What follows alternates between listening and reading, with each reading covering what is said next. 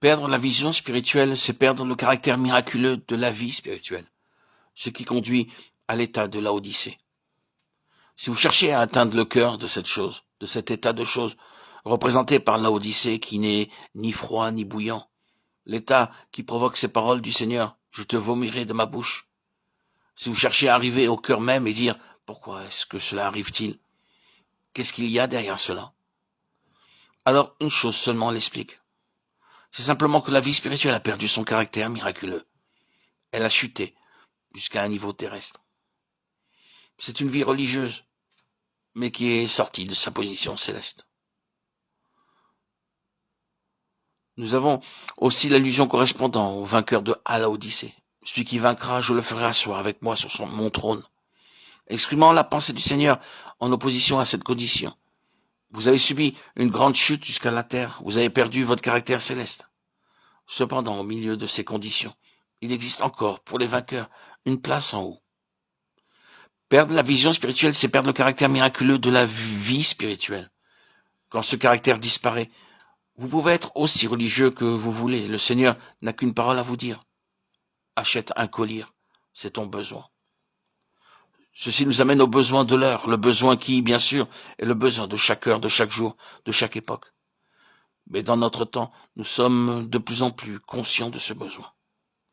Dans un sens, nous pouvons dire qu'il n'y a jamais eu un temps où on a eu un besoin plus grand de personnes qui puissent dire et qui peuvent dire « je vois ». C'est le besoin du moment. Grand et terrible est ce besoin. Tant qu'il ne sera pas satisfait, il n'y aura aucun espoir. L'espoir dépend de ceci, qu'il y ait des personnes qui se lèvent dans ce monde, ce sombre monde de confusion, de chaos, de tragédie et de contradictions. Des personnes qui soient capables de dire « je vois ». Si un homme ayant une position d'influence jouissant de considération se révélait aujourd'hui comme un homme qui voit, quel nouvel espoir naîtrait avec lui? Quelle nouvelle perspective? C'est là le besoin. Que ce besoin soit satisfait de manière publique, nationale, internationale ou pas, je ne sais.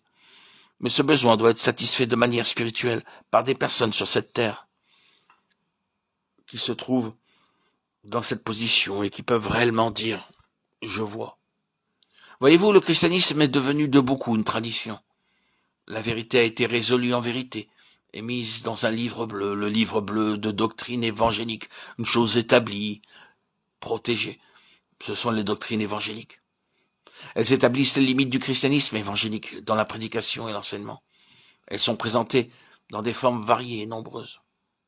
Elles sont servies avec des illustrations et des anecdotes intéressantes et attirantes, et avec une originalité étudiée et exceptionnelle, de sorte que les vieilles vérités ne soient pas trop évidentes, mais aient une quelconque chance d'être comprises grâce aux vêtements avec lesquels on les habille. Beaucoup dépend aussi de l'habileté et de la personnalité de celui qui prêche. Les gens disent « j'aime son style, j'aime sa manière, j'aime sa façon de dire les choses », et beaucoup dépend de cela. Mais quand on a retiré tout ce qui les accompagne, qu'on les a déshabillés de tous ces ornements, les histoires, les anecdotes, les illustrations, la personnalité et le talent du prédicateur, quand tout cela a disparu, nous avons simplement les mêmes vieilles choses. Certains d'entre nous avançons et surpassons le dernier prédicateur dans la façon de les présenter, afin que ces choses gagnent quelques acceptations, quelques impressions.